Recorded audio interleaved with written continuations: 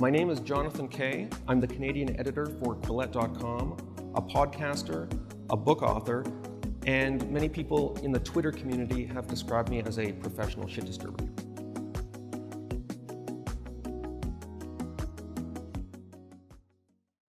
One of the previous speakers, she mentioned about her intersectional nature. She talked about going to Starbucks and being the one who had the really, really complicated latte. Just warn you, I'm the guy who goes to the gas station and gets the instant coffee in the microwave. So my perspective is a little different, but I do want to build bridges.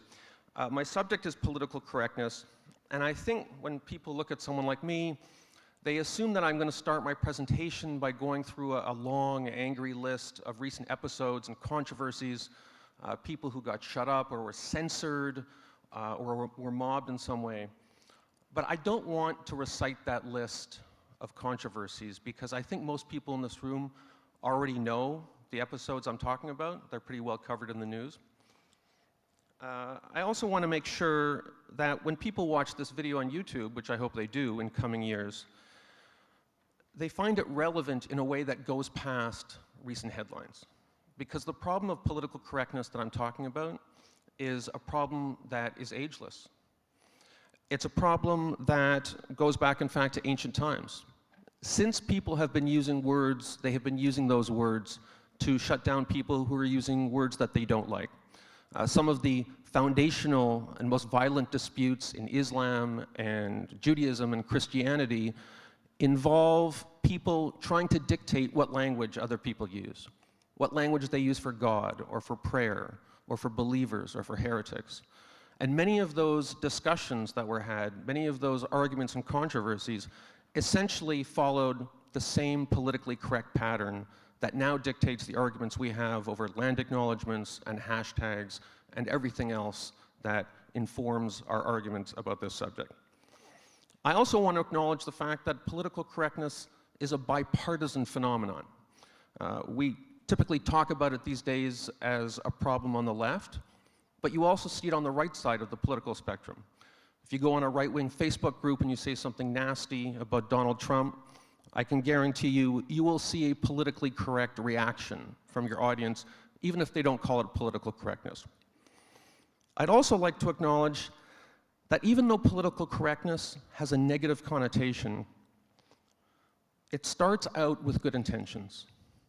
We all want to live in a society that has less racism and less sexism and less homophobia and transphobia.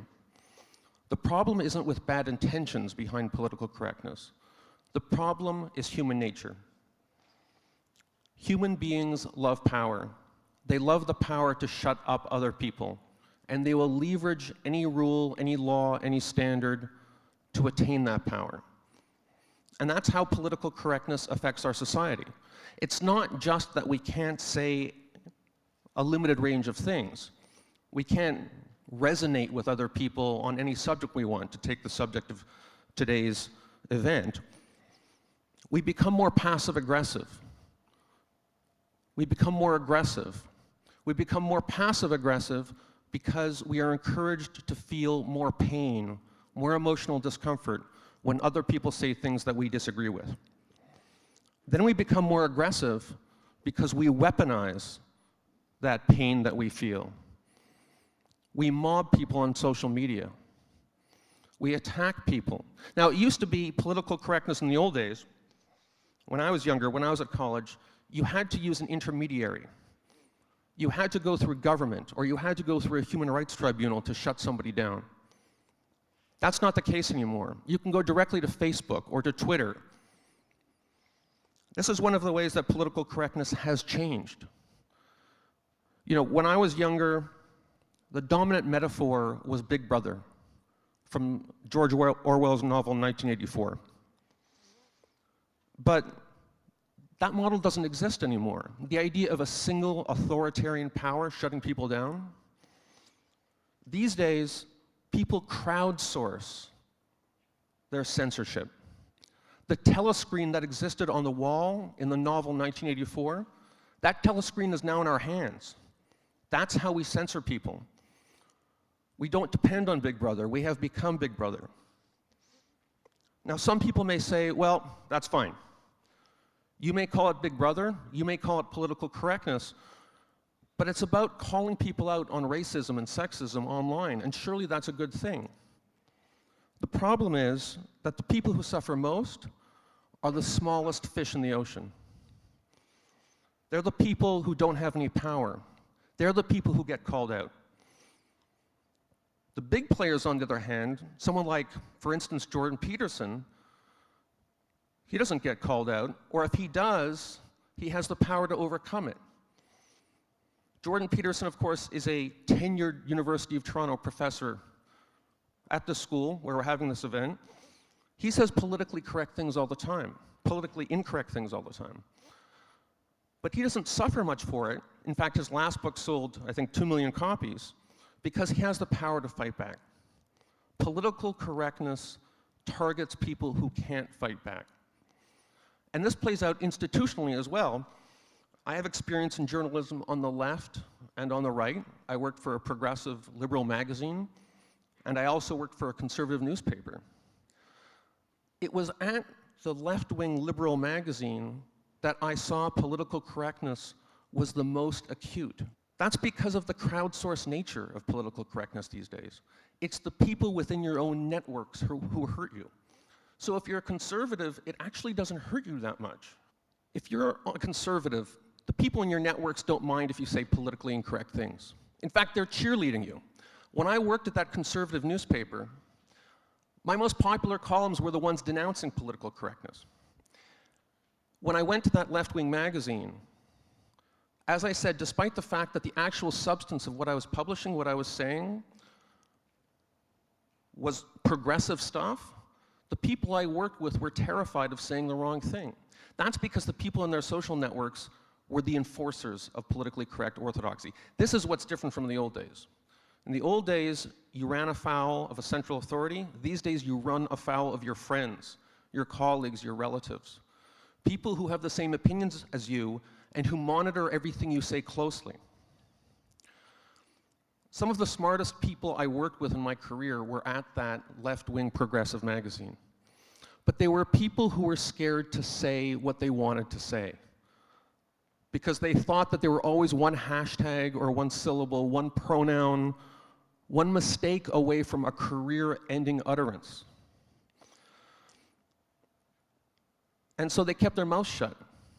Whole weeks would go by when they wouldn't say anything on Twitter or Facebook, or if they did, they'd talk about their clothes or what they ate. Meanwhile, my conservative friends are jabbering away. They don't care. That's why if you remember one thing from this presentation, please remember this. Political correctness, despite the fact that it's supposed to be a left-wing doctrine, hurts people on the left more than it hurts people on the right, because of the crowdsourced nature of its implementation. That's why I don't like to talk about scandals that you see in the news that much, because the scandals don't tell the whole story. You know, do I think it's terrible that some conservative professor was shut down on a university campus, or someone pulled a fire alarm, or Ben Shapiro was prevented from speaking at Berkeley or something like that? Yeah, that's annoying. It's not good.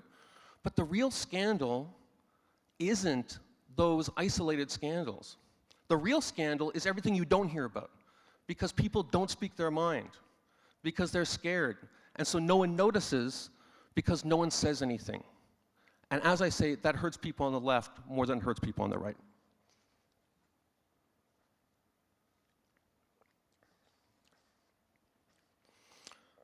This very week, I said I wasn't going to talk a lot about examples, but something happened this very week that I thought was highly illustrative.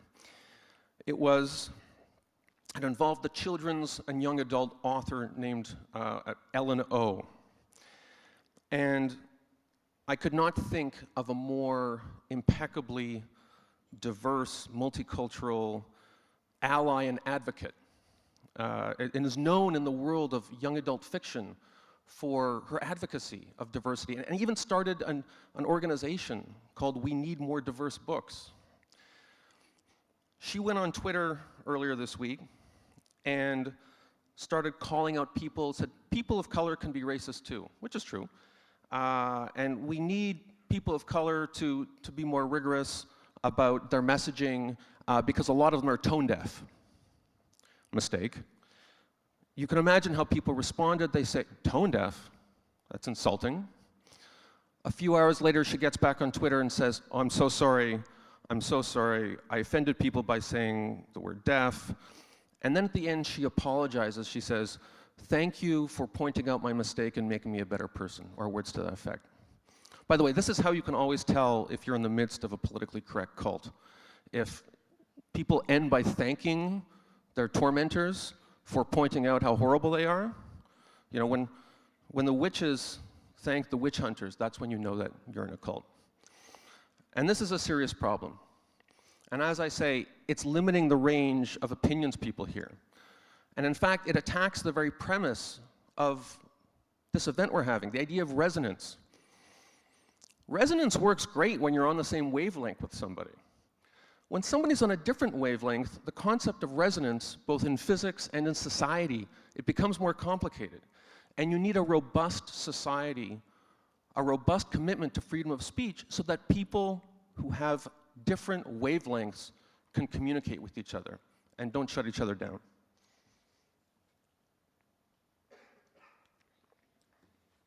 So what are the solutions? I see 3 solutions. Well, I see more, but I have a limited amount of time. The first is we shouldn't be part of the problem. It means if we disagree with somebody, you hear something you disagree with, try not to medicalize it. Try not to assign psychic pain or emotional discomfort to it without first saying, maybe I just disagreed with that. It doesn't mean I'm suffering some kind of medical reaction to it. Now, there are some kinds of words and phrases that truly are medically painful in the way they affect us. We all know those words and phrases. I'm not going to repeat them here.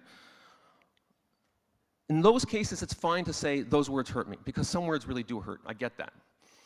But in borderline cases, ask yourself, is the pain I'm feeling, is the discomfort I'm feeling, is it authentic, or is it a political artifact of the environment in which we live, where I am encouraged to experience different kinds of opinions, different senses of humor, different kinds of communication as othering, as a form of attack on me, when it's not. Sometimes it's just a different wavelength. That happens too. So ask yourself that. Cross-examine yourself about your reaction to things. The other thing is when somebody does force you to submit to political correctness, try to resist. But I'm not naive. I know that especially for young people, it's impossible sometimes. Sometimes to keep your job, or to keep your place in school, or to keep your place in a peer group, it's necessary to submit to politically correct regimes. But what I would ask is that if you do have to submit, destroy the premise of the person who is trying to shut you up. Say to them, look, I get it, I have to delete the tweet, I have to apologize, I have to do this, I have to go to a diversity class or whatnot because of what I said. Fine. You have more power than me. That's why I'm doing what you want me to do. Not because I agree with the premise that I caused anybody psychological pain, but because you have more power than me. I also will tell you that if the roles are reversed in a few years and I have that power over you, I will not be using that power in the same way, because I want to live in a society where free speech is valued more than the feelings of people who may or may not be offended by what I have to say. The third thing I would say, my third solution, voice your community, regardless of whether or not you're offended. I happen to be Jewish. When I'm online and I see somebody getting called out for saying something that's allegedly anti-Semitic, bad joke, stereotype, if I don't think it's anti-Semitic, I will say so. I will jump in and say, I'm Jewish, I don't find that offensive, relax. We've all seen Seinfeld, we can tell the jokes. I try to use my moral capital as a Jew to say that something isn't anti-Semitic if it's not, and you can do the same thing, whether you're gay, trans, black, Jewish, not Jewish, it doesn't matter. Voice your community regardless of whether you're offended or not. Because if we leave the marketplace of ideas to people who are constantly offended, and we don't speak up when we're not offended, we have no one else to blame but ourselves if the marketplace of ideas is taken over by Big Brother's little minions. Thank you.